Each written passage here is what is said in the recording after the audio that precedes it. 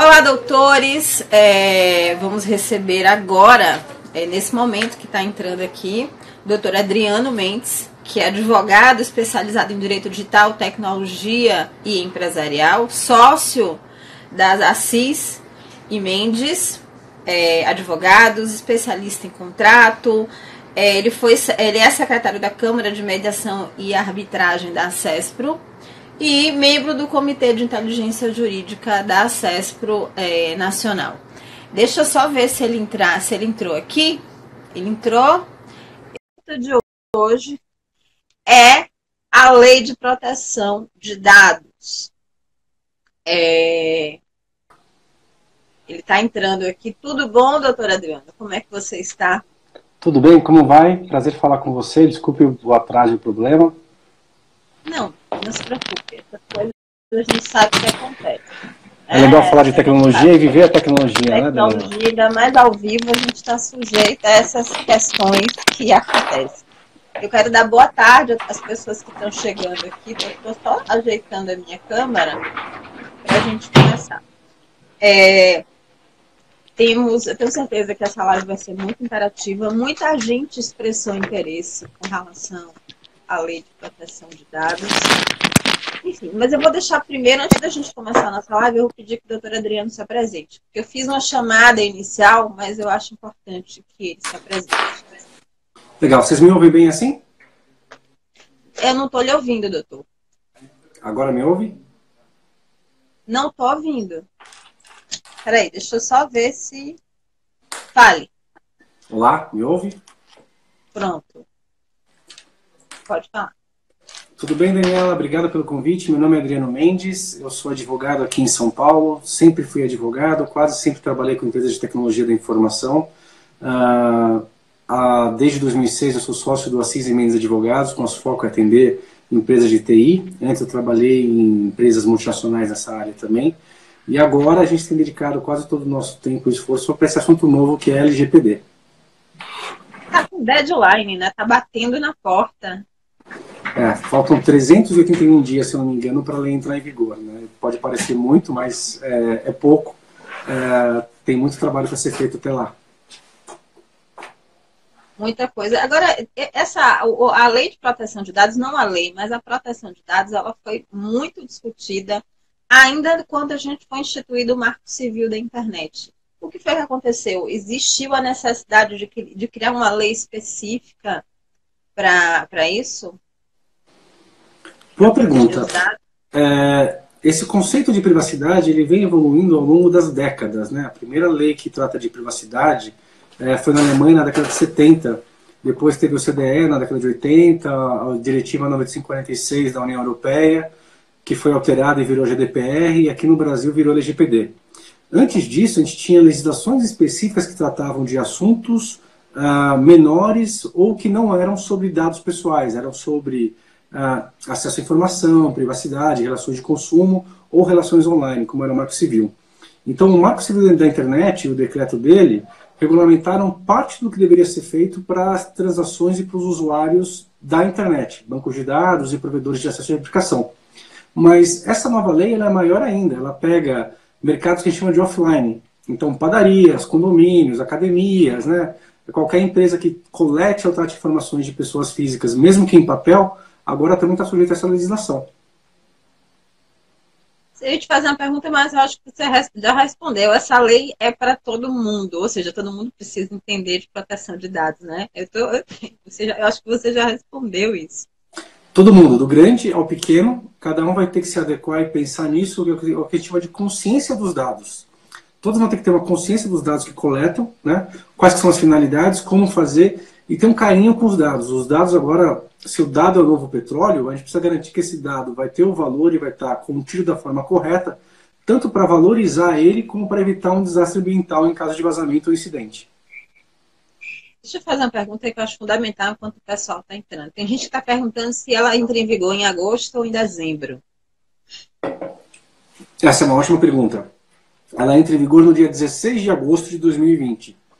Quem está entendendo que ela entra em dezembro, está considerando o prazo da medida provisória e juntando isso com a lei de introdução ao Código Civil, em que fala que quando há uma republicação de uma norma, a vigência dela começa, o prazo é reiniciado para vigência, né? Mas a MP 869, que prorrogou por mais 6 meses, não é da mesma casa ou do mesmo nível hierárquico que a lei federal anterior. Então esse entendimento ele não está correto, né? Então é necessário que todos considerem como prazo da lei 16 de agosto e não 16 de dezembro de 2020. Prazo fatal, né? Exatamente, né? Que seriam os 24 meses a contar da data da publicação original da lei. Doutor, a gente sabe que no Brasil a gente tem lei que pega e lei que não pega. Essa lei vai pegar? Essa lei vai pegar, Daniela, por alguns motivos, né? Primeiro porque ela já é realidade em outros lugares como a Europa, Estados Unidos e mais de 130 países ao redor do mundo. Então existe uma pressão internacional para que a gente trate os dados aqui como eles tratam lá fora. Segundo que o Brasil tem a intenção de voltar para a OCDE e também já firmou, através do Mercosul, um convênio específico com a União Europeia. E para que faça parte dessas outras instituições, ele vai ter que também ter uma lei de tratamento de dados. Então, essa pressão não está vindo só da gente, está vindo lá de fora. E o último motivo, Daniela, é que para as grandes corporações, e aí a gente tem Google, Facebook, Amazon, é melhor ter uma lei uniforme em todo o mundo do que deixar cada país fazer do seu jeito. Então, existe também o interesse deles em que essa legislação no Brasil seja muito próxima a uma lei ou da Europa ou dos Estados Unidos. E quanto antes isso estiver em vigor, melhor é para todo mundo. Então não tem mais volta, não tem escapatória. Perfeito. Eu tenho uma pergunta aqui interessante, doutor Eduardo. Ele pergunta: a LGPD abrange pessoas físicas e jurídicas, mas quem será obrigado a ter um DPO? O encarregado de dados pessoais, ou DPO, ele é obrigatório nesse momento para todos os controladores, ou seja, aquelas empresas que coletam os dados de titulares, mas pode ser obrigatório também para os operadores, de acordo com uma regulamentação futura da ANPD, da autoridade. A autoridade vai ter o poder de dizer se todo tipo de negócio está obrigado a ter um DPO, ou fazer algumas exclusões, algumas limitações para determinados tipos ou tamanhos de empresa. Na Europa, de onde vem a GDPR, não é toda empresa que é obrigada a ter um DPO interno, né? São obrigados as empresas que têm mais do que 200 funcionários, têm como faturamento acima de tantos milhões de euros por ano, ou tem um core, atividade principal relacionada ao tratamento de dados pessoais. Empresas menores ou de outros segmentos que não têm esse volume acabam sendo dispensadas dessa obrigação. Mas o DPO não é também uma coisa tão glamurosa como parece. Ele é só mais uma função. Qualquer um pode exercer esse cargo. O advogado da empresa, o compliance officer, o próprio administrador da empresa pode também ter o cargo de DPO. Né? Não existe responsabilidade civil ou penal para o cargo do DPO. Quem responde por qualquer infração continua sendo a empresa. Qual a aplicabilidade prática dessa lei? Eu digo porque é o seguinte: já que todo mundo precisa seguir de uma forma ou de outra, alguns mais gravemente, outros não. Eu falo gravemente porque eu incluo aqui as empresas financeiras, que precisam guardar dados financeiros de cartão de crédito dessas empresas. Qual a aplicabilidade prática dessa lei para o pessoal? Porque a gente tem esse ano para entrar num período de transição e as empresas se adequarem, né? E os advogados idem. A aplicabilidade prática, qual a consequência de uma empresa dessa ou de um fornecedor, já que todo mundo vai responder solidariamente, qual a consequência se alguém nessa linha for quebrado, esse eixo for quebrado e alguém desrespeitar a lei? São 3 gatilhos, né? Perguntas. Oi?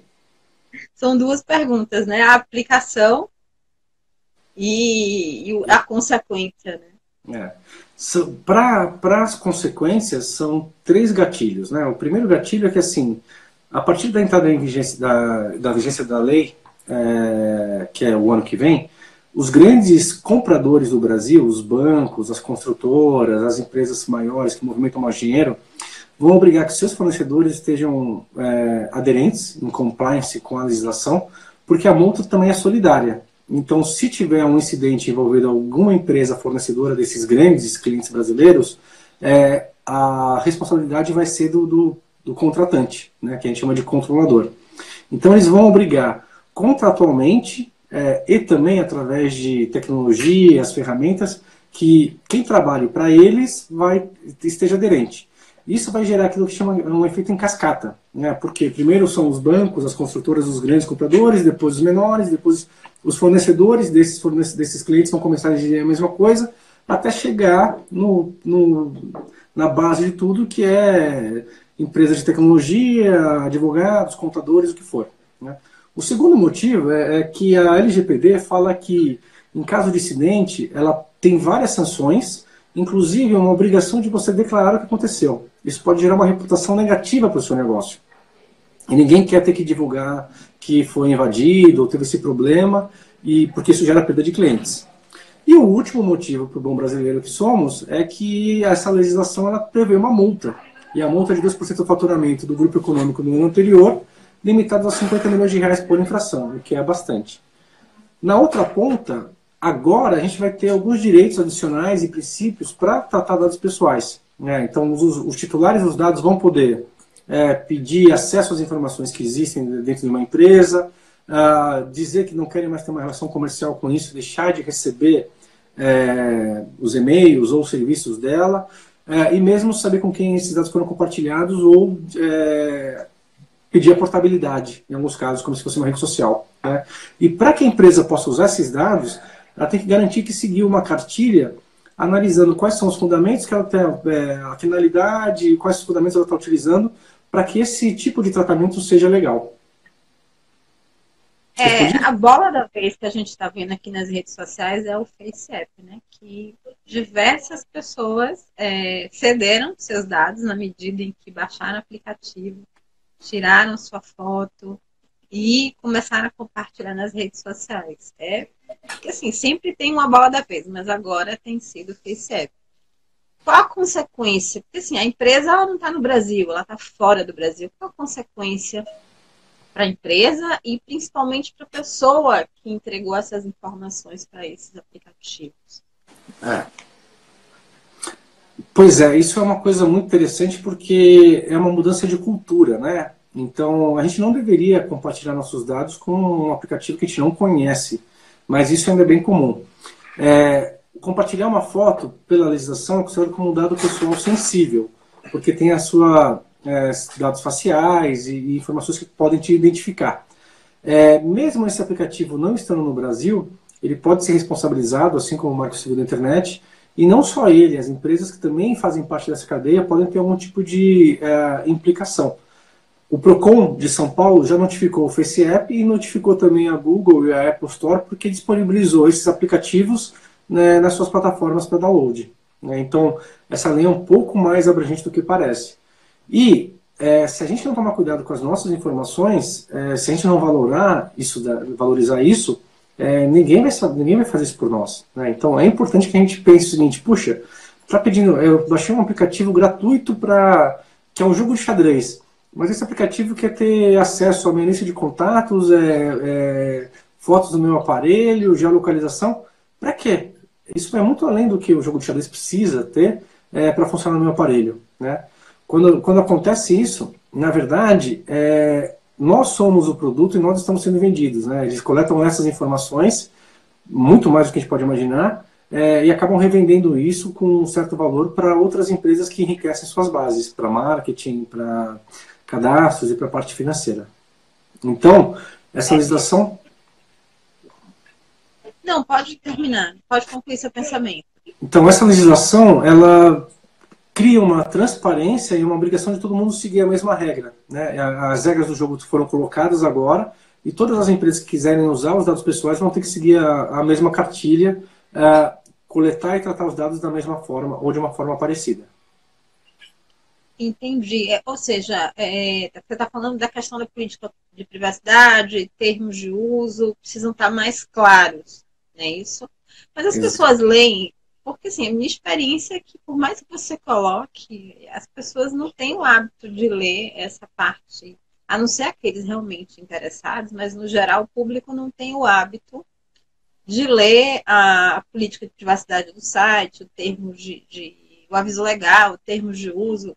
Enfim, experiência própria. Eles não têm o hábito de ler, mesmo advogados não têm o hábito de ler essa parte do site. Eu sinto que, pelo menos hoje, as empresas que colocam é mais como, tipo assim, a questão de se fazer transparente e de evitar problema. Pois é.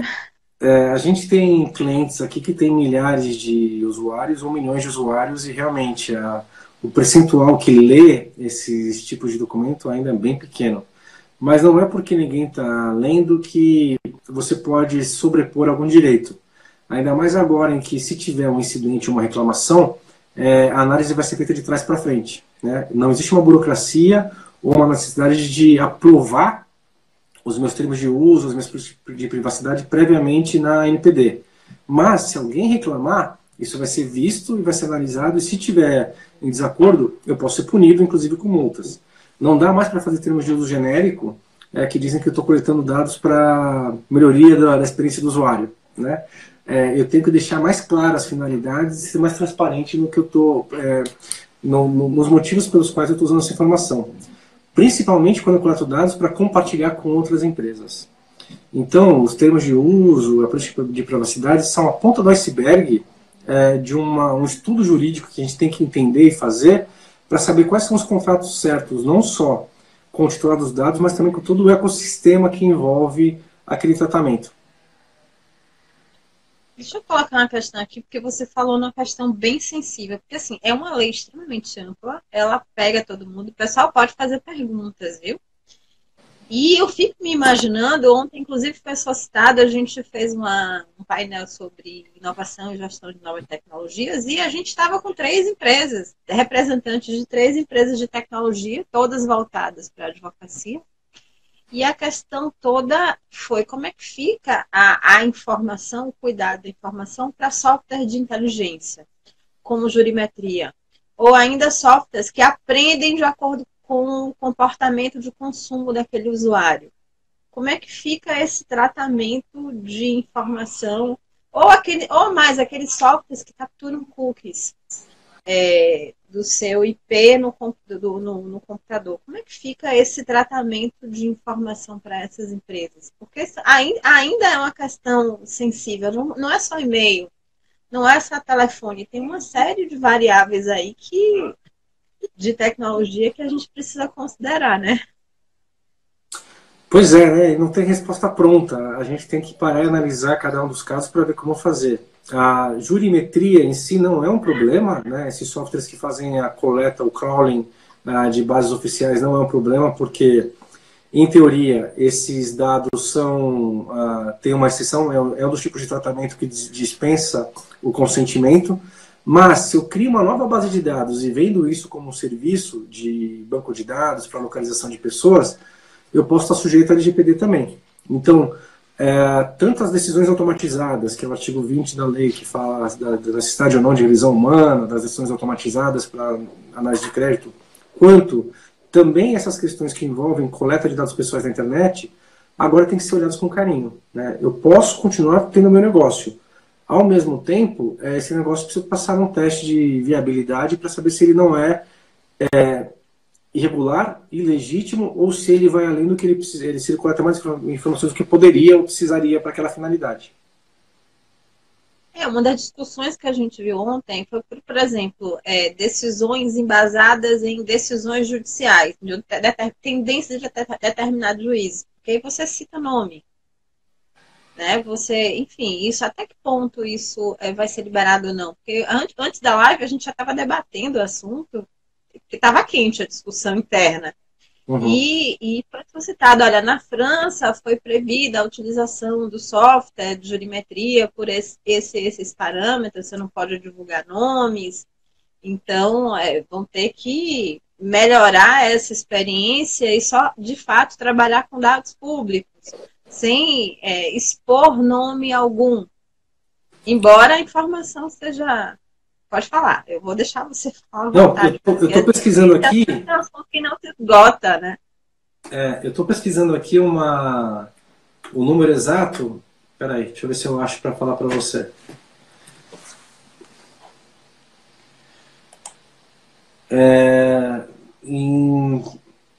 Deixa Deixa eu ver qual que foi. Eu não estou achando agora, eu acho que foi teve um despacho, eu acho que foi o 63 ou 68 do Dias Toffoli, do STJ, do STF, desculpa, que começou um estudo para ver como que as decisões judiciais estão sendo utilizadas por empresas privadas, né? Isso daí está alinhado com a decisão da França de evitar a jurimetria, mas também o motivo que ele deu foi que esse tipo de acesso muito forte ao site dos tribunais gera um custo adicional de tecnologia e também gera problemas com a privacidade. Existem muitos processos que correm em segredo de justiça, mas que os juízes ainda inadvertidamente mencionam o nome das partes durante a sentença. Então eu tenho um processo de menores, por exemplo, que aparece tudo só as iniciais do nome, né? Mas na sentença, ou no despacho, o juiz coloca a informação. Notifique Adriano Mendes disso. Ou seja, por um buscador como esse, existem vários, eu acabo tendo acesso a informações confidenciais ou conseguir montar um banco de dados diferente. Isso é um problema para a LGPD. Por quê? Não é o fato daquela informação estar na internet que ela é pública. Né? Eu preciso ter algumas análises também para saber como que eu posso utilizar aquela informação sem ferir os direitos dos usuários, dos titulares e sem ferir a lei. Ao mesmo tempo, a própria LGPD também fala que um dos princípios dela é a livre iniciativa econômica. Então não é essa lei que vai impedir negócios. Tudo que eu fazia antes, inclusive e-mail marketing, inclusive campanhas promocionais, ainda são possíveis de serem feitas. Eu só preciso jogar a mesma regra que os outros. Tem uma pergunta aqui anterior. Peraí, deixa eu tentar resgatar aqui. Doutora Simone, a Lei de Proteção de Dados só vai entrar em vigor em 2020. Enquanto isso, há formas legais de proteger o usuário do compartilhamento de dados? Enquanto isso, a gente usa o ordenamento jurídico atual, que é o Código de Defesa do Consumidor, né, que é a Lei de Acesso à Informação, Cadastro Positivo e Marco Civil da Internet. Então, existem já várias formas jurídicas da gente fazer isso, mas não havia uma norma específica que falasse de dados pessoais e obrigações específicas, né? Alguns juízes já deram decisões nesse sentido, inclusive uma do Nordeste que obrigou a OLX a implementar políticas de segurança da informação.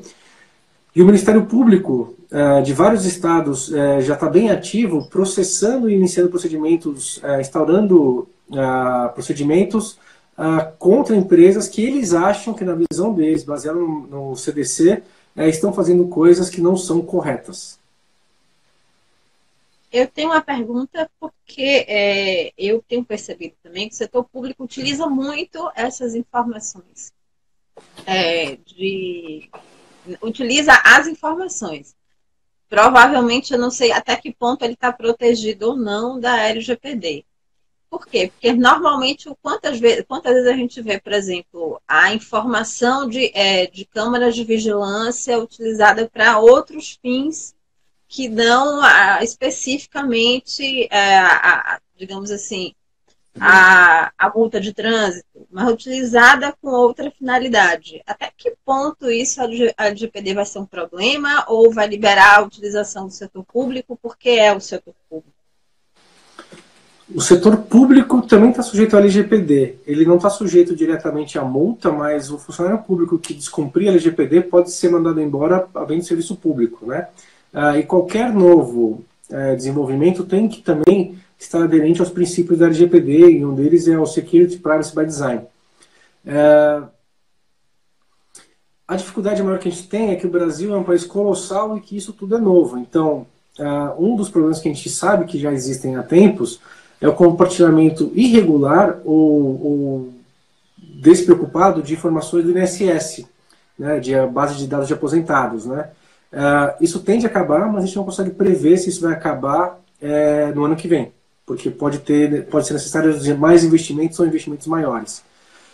Também está sendo muito questionado convênios que são feitos com Detran, Serpro, TSE e mesmo ministérios públicos para ter acesso a dados obtidos por uma outra origem. Em teoria, se eu faço um cadastro para se eu sou obrigado a fazer um cadastro para colocar minha biometria na carteira de motorista, esse meu dado biométrico não pode ser compartilhado com outros órgãos, mesmo da administração pública, sem uma legislação específica, que não existe hoje, né, uma lei federal específica, ou sem o consentimento do usuário, que é um dado sensível. Então, esses tipos de convênios que existem hoje, que são baseados só num decreto aberto e genérico, tendem a ser revistos ou acabarem. Pela lei, qual a diferença entre o dado pessoal e o dado sensível? Você acabou de... Dado pessoal está no artigo 5º, inciso 1º da lei. É qualquer informação que direta ou indiretamente possa identificar uma pessoa física específica, residente, que esteja no Brasil, né? E isso inclui qualquer tipo de informação que diretamente tenha a ver com ela, ou que seja um atributo que eu coloque junto com esse perfil dela. Exemplo, o nome, o RG, o CPF, a matrícula do funcionário na empresa, o endereço onde ela mora, hábitos que eu tenha dela de consumo, eventualmente se ligados e fizer parte desse perfil, entram como dado pessoal diretamente. E eu posso incluir ou excluir dados pessoais de acordo com a minha atividade. Então, por exemplo, no meu escritório, que é o Assis e Mendes, a gente não coleta informações sobre navegação de usuários, porque a gente não usaria isso para nada. Mas tem empresas de e-commerce que fazem vendas por internet que usam o que a gente chama de digital fingerprint, que é o seu IP, a análise dos cookies que você tem na sua máquina, para conseguir identificar aquele titular dos dados, aquele internauta, mesmo sem saber ainda o nome dela ou o que ela vai comprar, né? Então, se uma empresa utiliza mais informações para esses atributos pessoais, esses dados adicionais, como é o IP da navegação da internet, também vão entrar nessa característica. Já o dado pessoal sensível está no artigo 5º, inciso 2 da lei. E são só aquelas informações que dizem respeito a dados de saúde, dados médicos, opinião política, religiosa ou sexual e alguns outros bem específicos. Esses dados pessoais sensíveis eu não consigo nem aumentar nem diminuir. Então, se eu tiver esse tipo de informação, eu vou ter que ter um tratamento diferenciado. Daniela, na verdade o que muda não é como eu coleto esses dados, as bases do tratamento que eu vou utilizar, para que eu vou ter o consentimento, que eu posso usar uma outra base legal, e com que eu posso compartilhar isso e para qual finalidade. Essa é a grande mudança, mas apesar de eu ter um dado pessoal e outro dado pessoal sensível, a criticidade de ambos é igual, né? Não é que vazar dados pessoais sensíveis vai ser mais pesado ou mais leve do que vazar dados pessoais. Depende da minha operação e como que eu uso aqueles dados no contexto geral. Pelo que eu entendi, eu creio que é sobre a responsabilização da utilização desses dados, utilizar de uma forma responsável. Há anos atrás, e eu imagino que ainda seja prática, há anos atrás se falava muito sobre compra de cadastro. Se em São Paulo, na 25 de março, o pessoal vendia aqueles CDs antigos, que tinham até o número do CPF, e ninguém sabia a origem daquelas informações. Inclusive, suspeitava, que era de INSS, que era dados nesse nível, tamanho, o volume de informações que viam. E eram comprados por vendedores, por empresas que me faziam indiscriminadamente envio de spam. Eu imagino que essa prática ainda existe, porque mudar a cultura de brasileiro é complicado. Eu imagino que essa prática ainda existe. Eu imagino que a lei também é para coibir essa prática e chamar as pessoas à responsabilidade. Se vai parar, a gente não sabe, né? Porque mesmo com tanta inibição, ainda existe crime. Mas também precisa de uma atitude cultural para que o brasileiro denuncie, para o brasileiro, né, chegue lá, chegue junto. Exatamente. Agora eu vou fazer uma pergunta crucial. Como é que as empresas as empresas elas vão se preparar para os efeitos dessa lei? A gente só tem um ano de adequação. Como é que as empresas podem se preparar e qual o papel do advogado nesse processo? O advogado é muito importante nesse processo, mas ele não é a única peça desse novo jogo, né? As empresas devem fazer o mapeamento dos dados, ou seja, saber que informações elas coletam de dados, por que elas coletam essas informações, com quem elas compartilham, para que junto uma equipe da empresa, com advogados e com o pessoal na maioria das vezes, com o pessoal que mexe com a tecnologia de segurança da informação, possam ajudar e fazer as primeiras análises de conceituais e saber o que para de pé e o que precisa ser revisto, né? Então, muito além da base legal do consentimento, é necessário também que a gente tenha uma análise técnica que vai envolver segurança da informação, boas práticas e políticas de maneira geral, que são mais da área de tecnologia. Perfeito, perfeito. Então, vou fazer uma pergunta de advogado do diabo. Como é que fica a lei do esquecimento no contexto da lei de proteção de dados? Existe uma validade? Até quando a empresa pode reter essa informação? Ou não pode reter? Enfim, até que ponto ela vai poder utilizar essa informação?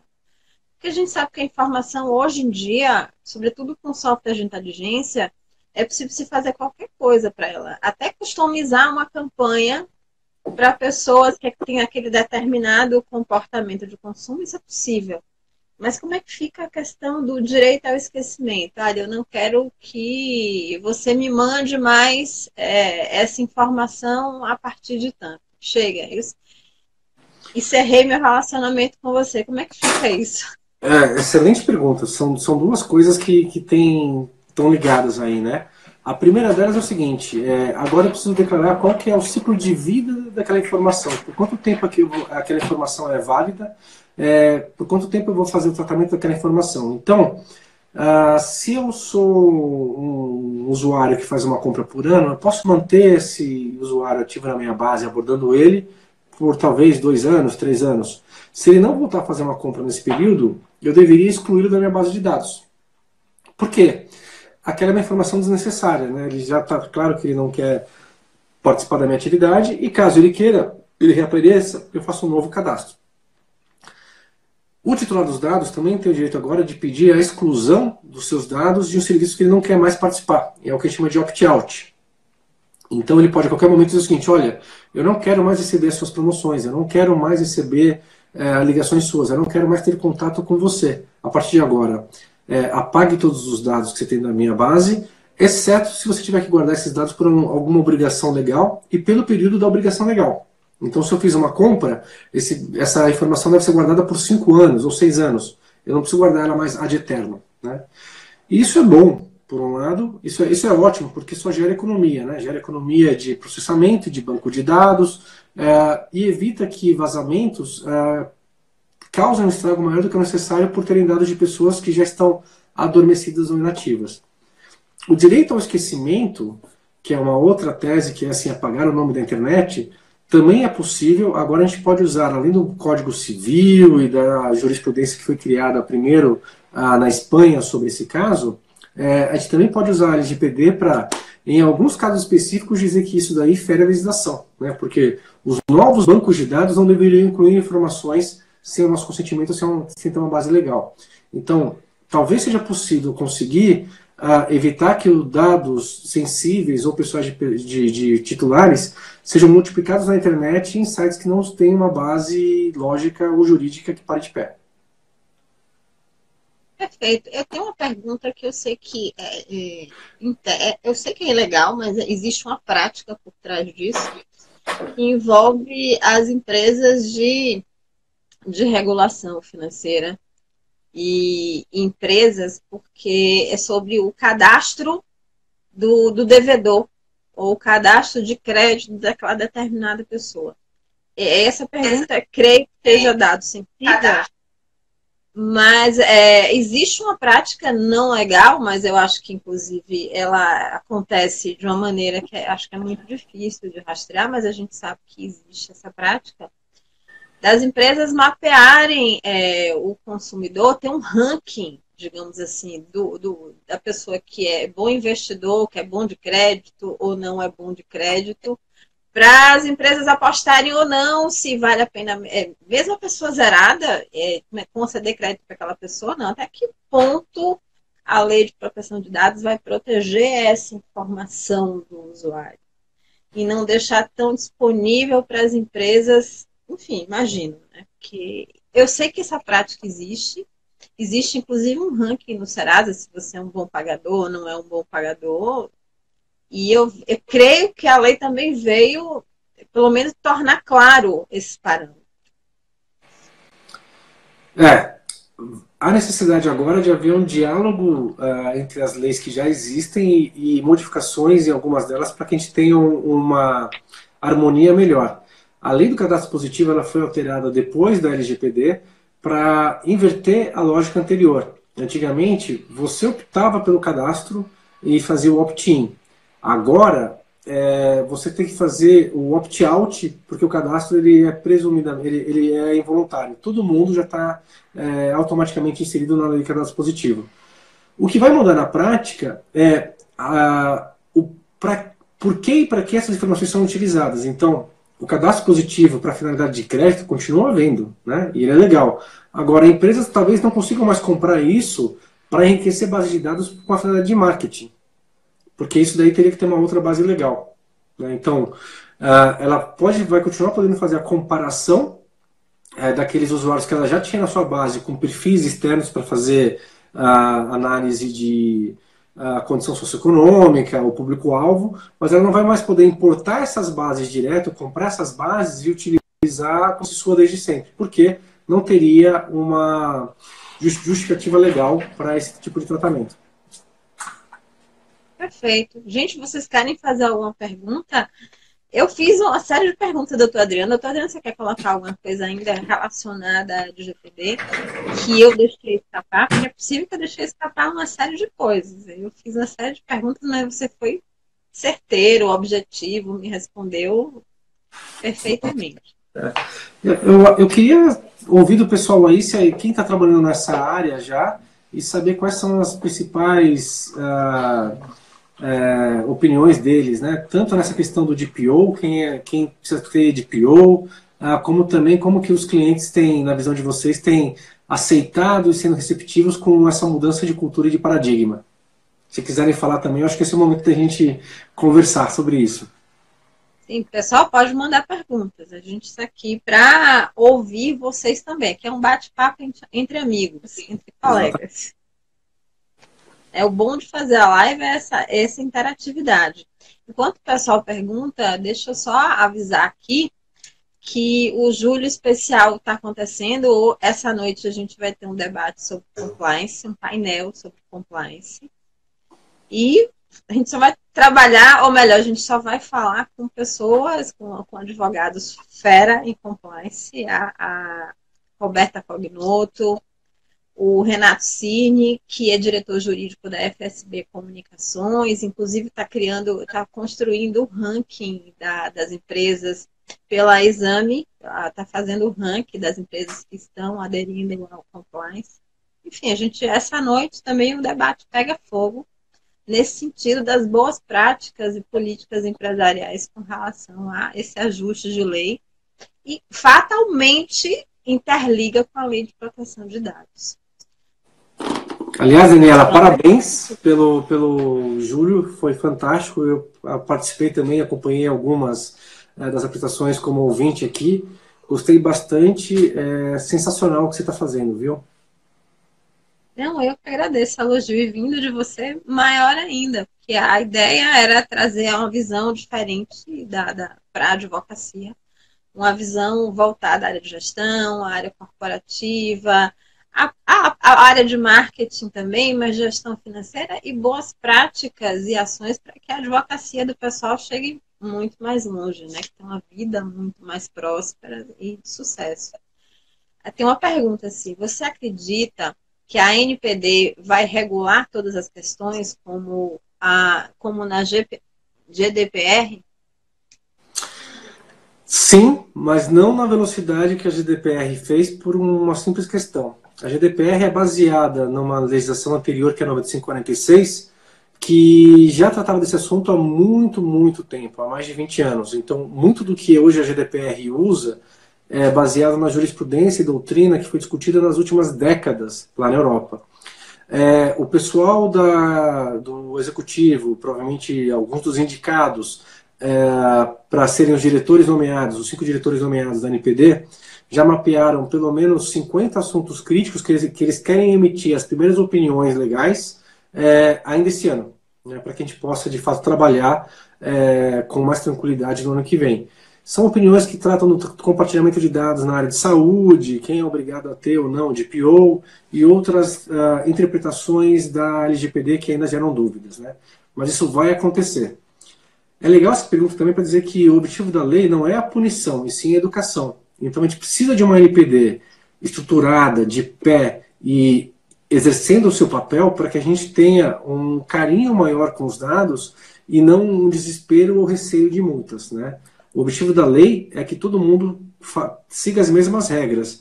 E isso a gente não vai conseguir só impondo penas que talvez não sejam nem conseguidas cobrar, porque se você multa alguém 50 milhões de reais, essa pessoa vai dizer, tipo, legal, simplesmente não vou pagar porque é muito dinheiro. E vai prorrogar isso daí vai até o STJ e STF 2 vezes antes de terminar. Seriam décadas, né? O principal objetivo é que a gente tenha um mundo online mais seguro e com esse carinho nos dados que tem que haver. Offline também, né? Porque todo mundo hoje lida com a informação. Exatamente, né? E a receptação de um currículo impresso ou a impressão de um prontuário médico também está sujeita à LGPD. Não é só o que está no banco de dados. Ela faz 2 colocações aqui interessantes, que realmente o tema é muito novo para a advocacia e as pessoas aos poucos estão ficando a par da legislação para aplicar isso. O marco é novo, o marco da internet é novo, imagina, do LGPD. Ainda está entrando em vigor, ainda vai entrar em vigor. E o pessoal de TI tem que estar a par, e nos eventos também. Ela diz que tem feito eventos e eles não sabem sobre a legislação. Não, de fato, dá medo da gente fazer, viu, doutora? Da gente ser responsabilizado para fazer algo errado. E uma das informações que eu estava conversando com o doutor Adriano ontem é exatamente isso. Hoje, a grande maioria de negócios que se abrem no país são negócios online, que basicamente lidam com esse tipo de informação todos os dias. Ela atua em São Luís, no Maranhão. Eles guardam informações todos os dias, ou com relação às plataformas de pagamento, que respondem isso solidariamente. Eu acho que a gente vai ter que escolher a plataforma com mais cuidado. Eles também vão ter que adotar uma política de maior transparência. Não é só, está disponível, eu vou colocar, tem essa questão também. E fora a política do próprio site, porque a gente também está sujeito a hacker e uma série de outras questões de crime digital que, infelizmente, acontece. Como é que a gente vai proteger essas informações de hackers? Enfim, tem um caso famoso nos Estados Unidos, eu vou trazer aqui um caso famoso de uma empresa grande da área de cosmético que teve o banco de dados invadido por hacker. E eles não informaram aos clientes. E as pessoas só começaram a tentar descobrir em função de compras que apareceram no cartão de crédito, e eram compras exorbitantes que apareciam no cartão de crédito. As pessoas começaram a cruzar os dados e falaram, olha, mas espera aí, todo mundo comprou naquela empresa. E foi um escândalo. Né? Enfim, eu vou deixar a doutora Adriana aqui falar sobre isso. Pois não tem resposta pronta, né? E esse é o legal desse desafio atual, que a gente tem que estar aprendendo juntos, é o famoso do on the fly. Essa legislação ela não vai obrigar as empresas a estarem seguras para sempre. O que elas estão fazendo é criando procedimentos prévios para que eu saiba o que fazer no caso de incidente, então eu tenho que fazer uma descrição de caso anterior, e procedimentos posteriores para que eu comece a trabalhar caso eu descubra algum vazamento, algum incidente. Então eu não posso mais botar embaixo do tapete algo porque não convém divulgar. Se envolve dados pessoais e houve incidente, eu preciso notificar, em alguns casos, a ANPD, a autoridade, e em outros a ANPD e os titulares dos dados para que eles tomem providências. Né? Se você soubesse que seu cartão de crédito foi acessado indevidamente, seria o seu interesse trocar a senha ou trocar o número do cartão para que ele não fosse mais utilizado. Agora, se ninguém te avisa disso, e ninguém era obrigado a avisar até então, talvez algum hacker desse, ou alguém que use isso para o mal, consiga utilizar seu cartão por muito tempo. Se vier uma compra grande de 20 mil reais, todo mundo vai falar assim, nossa, que absurdo, né? Fica claro. Agora, e se debitar todo mês em dias alternados, R$19,90, falando que é uma corrida de Uber ou de 99? talvez passe. Né? Então, dependendo da sede do hacker e da estratégia dele, ele pode ter acesso a clientes fidelizados por muito mais tempo do que com um ganho muito maior do que ele teria numa única transação maior. Perfeito, perfeito. De qualquer maneira, ele está usando informação. Sim. Para o mal ou para o bem, ele está usando informação. E te fazer essa pergunta. Pela sua experiência, qual é a prática ou o que tem sido mais, digamos assim, feito de nefasto com relação a essas informações? Eu digo nefasto quando as pessoas usam essas informações de fato para fazer o mal. Acho que compra no cartão dos outros é um só. Deve ter diversos outros crimes que as pessoas se apropriam por conta dessas informações. Tem venda de dados médicos na Deep Web, tem roubo de identidade de maneira geral, são os perfis falsos, né? E tem também coisas impensáveis. Por exemplo, tinha uma empresa nos Estados Unidos que estava fazendo reconhecimento facial, como o Face App fazia também, com a intenção de vender essa base de dados para governos estrangeiros.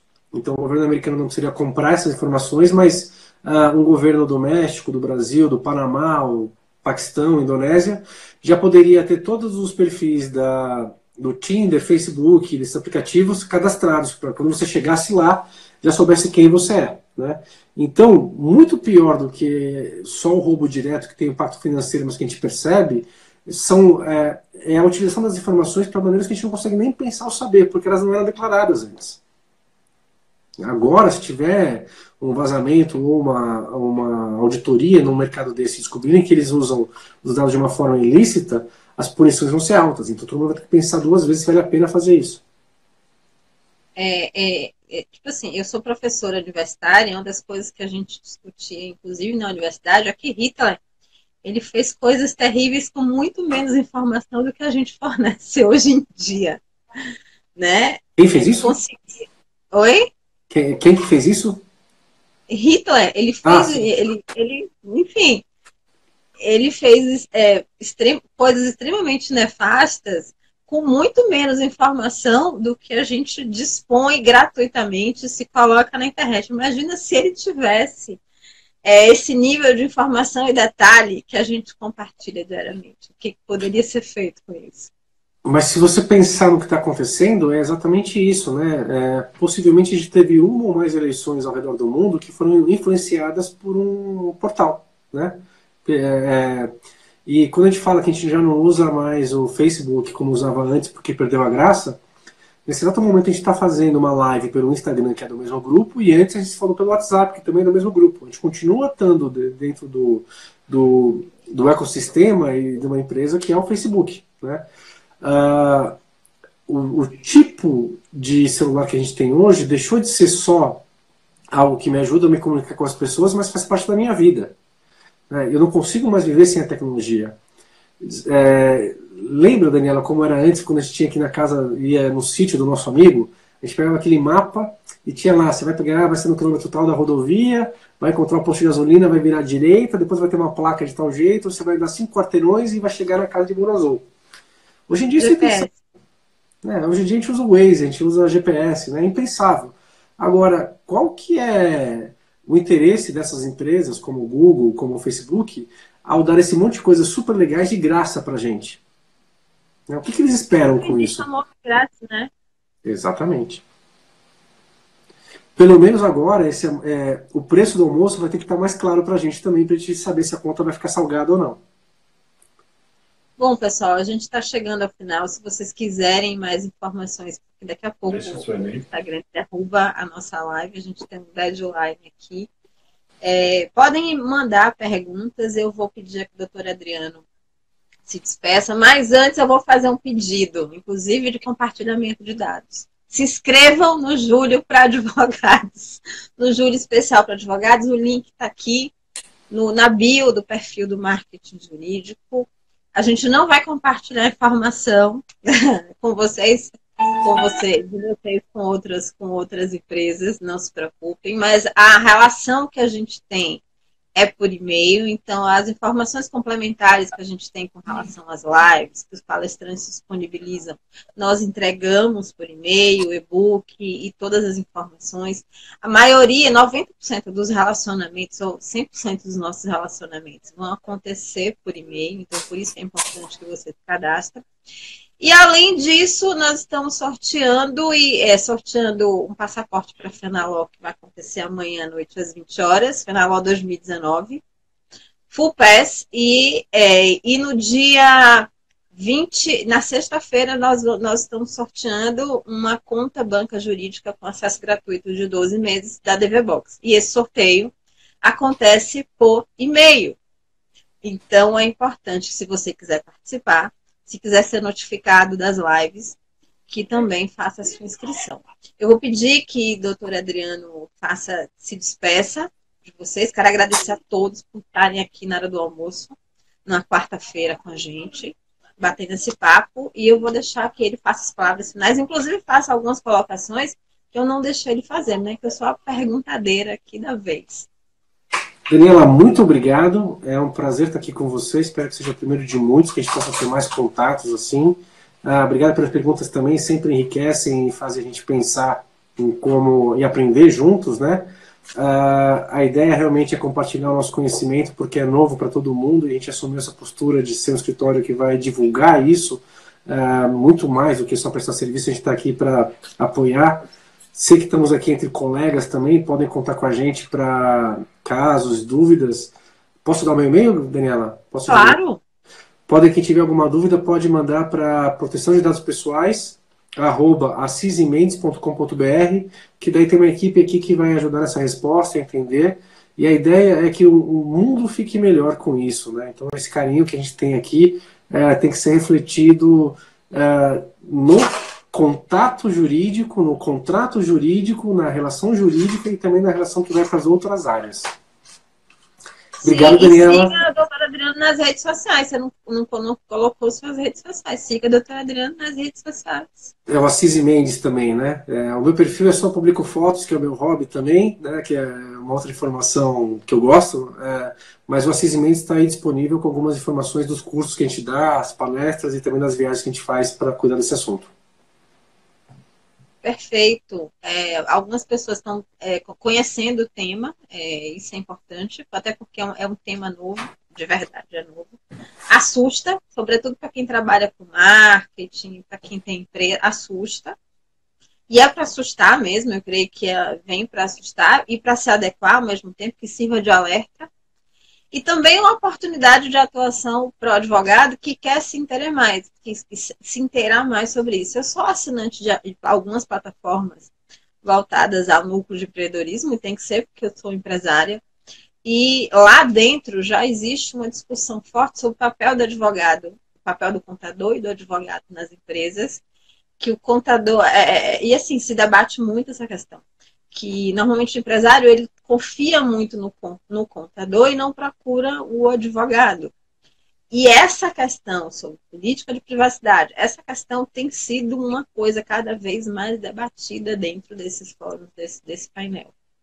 Não só por conta, desde a época do marco, da lei do marco civil da internet, a gente já estava debatendo isso. Agora isso ganhou mais força. Exatamente.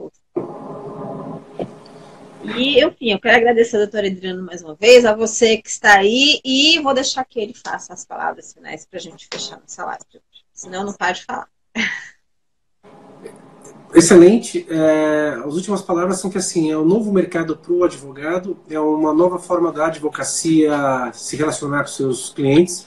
Não adianta a gente pensar só no processo, a gente vai ter que atuar na área preventiva agora para evitar conflitos e tratar esses dados antes que eles virem um problema jurídico maior, né?